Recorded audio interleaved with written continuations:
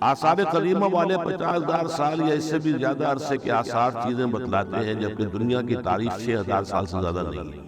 نہیں، دنیا کی تاریخ نہیں، انسان آدم کی تاریخ جو ہے وہ 6,000 سال ہے یا 10,000 سال ہے۔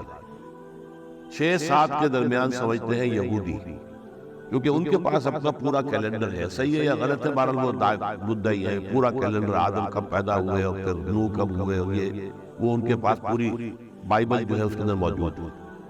تو وہ تو اپنا سن جو لے کے چلتے ہیں، تو حضرت آدم سے ان کا سن چل رہا ہے، اور وہ 5,700 کچھ ہے غالباً اس وقت جو ان کا سن چل رہا ہے۔ میرا اندازہ یہ ہے کہ لگ بھگ 10,000 برس کا معاملہ ہے یہ، لیکن دنیا تو اس سے بہت پرانی ہے۔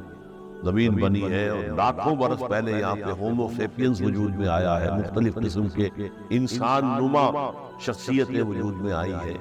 پھر کہیں جا کر ان میں سے ہومو سیپین کی شکل جب آئی ہے تو پھر اللہ نے ایک کو چن کر اس میں اپنی روح پھونک دی ہے، وہ آدم ہے۔